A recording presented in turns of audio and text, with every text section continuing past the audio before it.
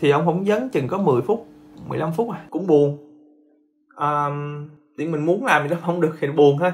Cái mình lúc đó cũng bất ngờ lắm, và chấp nhận đôi khi cái chất lượng của cái dự án sẽ không được như mong đợi.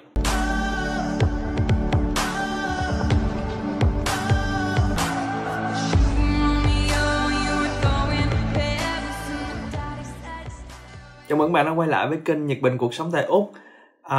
Thì hôm nay trời cũng đã khuya rồi.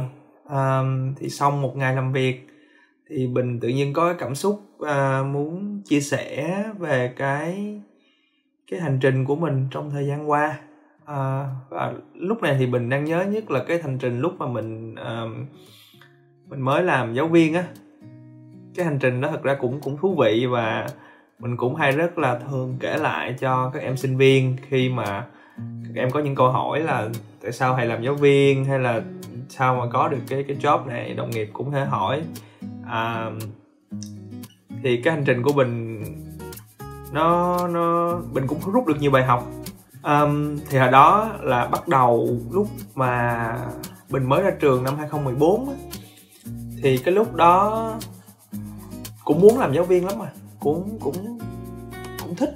Không hiểu sao là mình nhìn mấy người thầy, lúc mà mình nhìn những người thầy trên bục giảng á, họ dạy học sinh bằng tất cả cái tấm lòng của họ, bằng tất cả cái tâm huyết của họ. Mình ở vai trò là người sinh viên, mình nhìn xuống mình thấy cực kỳ ngưỡng mộ, mình cực kỳ thích cái đó. Tại sao mình dùng từ nhìn xuống? Tại vì trên các bạn biết giảng đường đại học thì luôn luôn học sinh ngồi cao hơn người thầy, đúng không? Để thấy được hết người thầy đang giảng cái gì. Nếu đúng từ là mình đang nhìn lên và thật sự là kính trọng và rất là ngưỡng mộ những người thầy như vậy. Thì mình mới ước mơ là làm sao mà về sau này mình cũng muốn được như vậy. Được không phải là mình mong cái sự tôn trọng của học sinh hay mong sự kính trọng của học sinh, mà mình mong là mình được đứng ở vai trò là có thể chia sẻ hết. Tại tự nhiên mình lúc đó mình chưa dạy, nhưng mình cảm nhận được rất là những người làm được như vậy, mình cảm nhận được họ sẽ có cái niềm hạnh phúc rất là lớn. Tại mình cảm nhận được trong ánh mắt của những người thầy dạy mình ở trường RMIT hồi đó. Mình cảm nhận được cái niềm vui của họ, cái niềm gọi là người nghệ sĩ đi. Nếu mà gọi là mình hay ví người thầy với người nghệ sĩ vậy đó. Tại vì một cái buổi trình diễn của họ là một buổi đọc thoại, đọc tấu gì đó, một khoảng thời gian dài, và họ giữ cho sinh viên làm sao không buồn ngủ như vậy. Mình mong muốn cũng được dạy như vậy. Thì sau khi ra trường mình làm lập trình viên, mình không có làm thầy, mình làm lập trình viên cho trường RMIT, mình làm ở bộ phận IT á. Thì mình làm nhưng RMIT 2 năm, xong rồi mình qua trường Swinburne, mình mới 2016 mới qua trường Swinburne mình làm. Thì trong suốt cái khoảng thời gian mà khoảng 2 năm sau ra trường đến 3 năm, mình vẫn đấu cái mình muốn làm sao đi dạy. Mặc dù lúc đó là không biết sao đâu ra có luôn. Mặc dù lúc đó mình biết là mình chưa có cái bằng, mình mới là cử nhân, chưa bằng thạc sĩ luôn, bây giờ mới có thôi.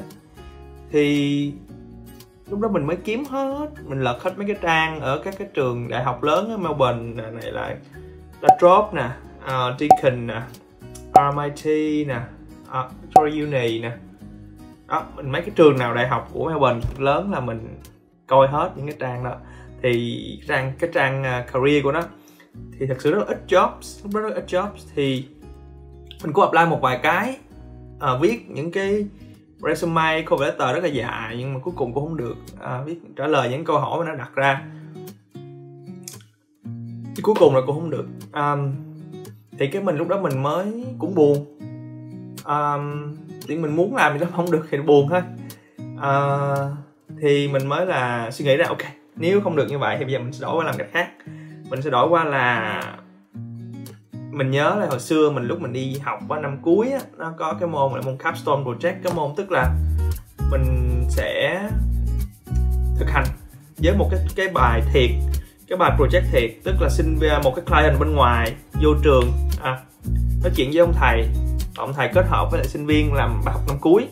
Thì cái lợi của người client này, khách hàng này á, là họ không tốn tiền, và cái người sinh viên này làm free cho họ, nhưng bù lại họ phải hướng dẫn sinh viên này, và chấp nhận đôi khi cái chất lượng của cái dự án sẽ không được như mong đợi. Mấy chất lượng như mong đợi nha, nhưng mà nhiều khi sinh viên làm cũng tốt. Nói nghe mấy bạn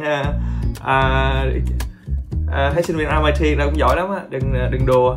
thì mình mới nói thầy là mình cũng có dự án và mình sẽ đóng cái vai người client này, và mình muốn là cho sinh viên một cái dự án thật để impact được với cộng đồng. Thì khi đó mình dùng cái dự án của mình tại thời điểm đó là cái từ điển ngôn ngữ ký hiệu dành cho người điếc Việt Nam mà đến giờ mình vẫn còn làm. Mình mang đến cho sinh viên và mình nhờ sinh viên làm cái mobile app trên cái web. Thì trải qua cũng 3 tháng xong rồi sinh viên cũng hoàn tất cái dự án đó rồi. Cái bữa presentation á thì mình cứ nhớ hoài cái em sinh viên Việt Nam bây giờ là bạn của mình, bây giờ vẫn còn là bạn của mình, thì em đó mới giới thiệu đây là client của tao. Thì ông thầy kế bên mới nghe ok, và nhìn mặt, thật ra ông thầy cũng không nhớ mặt mình đâu, sinh viên ổng nhiều quá mà mình sinh viên cũ của ổng thôi, thì ổng mới nhìn qua thấy ổng gật gù này chắc cũng quen quen. Thì tự nhiên xong hết cái buổi thuyết trình của mấy nhóm luôn, thì đến khúc cuối ổng mới vỗ vai mình, kế bên mình ổng vỗ vai hỏi câu mày muốn đi dạy không? Cái mình lúc đó cũng bất ngờ lắm, cũng chưa hiểu lắm, tại vì giống như là tự nhiên mình mình đến đây vì tinh thần là mình muốn đóng góp thôi, chứ mình cũng mà tại cũng một khoảng thời gian dài cái ý định đi dạy của mình ngưng suy nghĩ về nó rồi, cho nên tự nhiên mình hơi bất ngờ. Nhưng mà trong lòng lúc đó mình cảm nhận như là nó gì đó nó dồn ứ lâu rồi, cho nên lúc đó mình bật ra liền là yes, là yeah, tôi muốn đi dạy. Sau đó khi mình dịch các đoạn hội thoại mà giữa người nước ngoài đây mình hay dùng mày tao, thậm chí khi mình dịch các đoạn hội thoại giữa mình với sinh viên mình cũng hay dùng mày tao, tại mình không biết dùng quen cách dịch đó rồi. Ở Việt Nam mình phải gọi là thầy và em hay là cái gì đó nghe nó kích trọng hơn, mà tại vì mình dịch quen là xin lỗi các bạn. Mình cũng bất ngờ lắm, nói chung là sau cái câu hỏi liền câu hay say yes mình rất là bất ngờ, giống như là một cái cơ hội gì mà mình kiếm lâu mà tự nhiên nó đến vào cái lúc mình không có ngờ trước được á. Và thật sự sau đó thì cái process mà phỏng vấn cũng lẹ lắm, giống như ông thầy kêu lên phòng của ông thầy lecturer mà dạy cái môn đó là cái môn lập trình điện thoại, mobility, developing mobility solutions,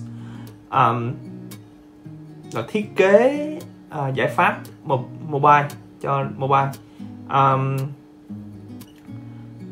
Thì ông phỏng vấn chừng có 10 phút 15 phút về cái 15 phút về cái kiến thức của mình thôi, còn lại là về cái 20 phút 25 phút gì đó còn lại là toàn giáo huấn về cái quy định, cái process, về lương này nọ kia. Nếu các bạn có muốn tìm hiểu về lương của giáo viên bên Úc như thế nào, các bạn hãy coi video mình làm riêng về lương, giải thích lương của giáo viên bên Úc ra sao ha.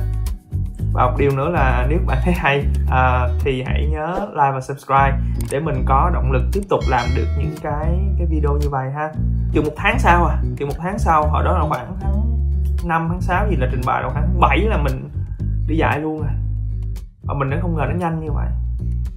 Tháng 7 là mình làm tutor. Hồi xưa là có lecturer, tutor, hai cái role đó. Thì lúc đầu mình cũng kiếm tutor thôi, mà cuối cùng mình cũng được tutor.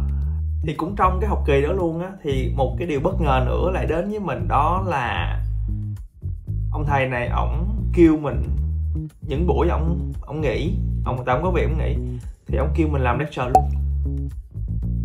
Thì tự nhiên giống như là mình từ cái vai trò là người gọi tutor là người trợ giảng đi, thì ngay trong học kỳ đó có những buổi mình là người lecture luôn. Và tại thực sự trong các cái buổi tutor mình cũng đã cố gắng làm theo phong thái của một người lecturer rồi, có nghĩa là mình không phải, nếu mà đúng tutor nha, nếu các bạn đúng là người tutor bên Úc, nếu bạn đúng là cái người tutor thì nhiệm vụ bạn là gì? Các bạn có một cái dàn ý như bài tập như vậy rồi, chỉ cho sinh viên làm rồi bạn hỗ trợ, thì bạn không giảng thêm bất cứ điều gì nữa, và cũng không có nghĩa vụ gì phải đứng giảng như một người lecture. Nhưng mà tại vì mình đã đam mê, thật sự cũng đam mê cái phong thái là giảng rồi, cho nên cái mình cũng trong các buổi tutor của mình cũng giảng luôn. Học sinh có lúc mà mình thấy học sinh thích, có lúc không thích, tất nhiên là không phải là perfect lúc đầu, nhưng mà sau đó khi mà ông thầy đặt mình vô cái vai trò là người lecturer luôn á, thì mình làm rất là gọi là đam mê. Mặc dù lần đầu tiên sẽ không phải là the best, mà mình cũng struggle lắm, cũng run, cũng nói dấp, nói đồ mà từ nói tiếng Việt mà phải nói tiếng Anh liên tục trong vòng 1 tiếng đồng hồ mà nói các kiến thức mà sinh viên hỏi tới hỏi lui hỏi liên tục á, thì cũng sẽ run và nhiều câu hỏi đó là không được, đó là chuyện bình thường thôi. Người giáo viên cũng phải là perfect. You guys hearing me okay? So a bit of sore throat today, so I might apologize if my voice is hard to hear. So I'll just continue from the week 2. Just a few small slides before the end of week 2. So last week I was talking about, is that where I left off? I don't know. I don't remember exactly. Was rudely interrupted. Đó là kỷ niệm rất là đáng nhớ trong cuộc đời mình, khi mà cái cơ hội mình đến không phải do bài học mình học được rút ra, nên không phải là đi đường thẳng không nhất định đến. Bạn có thể đi đường cong nhưng mà hết lòng. Mình rút ra bài học rất là hay từ bản thân mình. Đường thẳng chưa chắc, nhưng mà đường cong hết lòng thì bạn sẽ đạt được.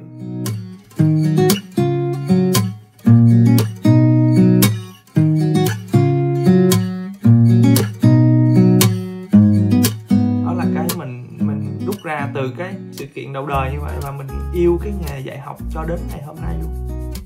Mình yêu có nghĩa là vừa công việc chính của mình là lập trình viên, nhưng mà mình luôn luôn học kỳ nào mình cũng dạy ít nhất là 5-6 lớp.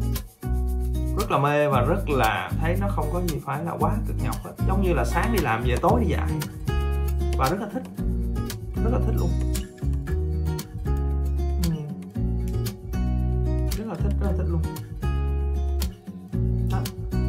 Thì câu chuyện là như vậy. Thì nếu các bạn thấy những câu chuyện của mình chia sẻ hay và hấp dẫn thì các bạn hãy click vào subscribe và nhớ click cái chuông bên cạnh để có thể nhận được những cái video mới nhất. Đến đây cũng đã khuya rồi thì mình xin phép dừng video tại đây và mình hẹn gặp lại các bạn trong các video kế tiếp. Chào tạm biệt và hẹn gặp lại.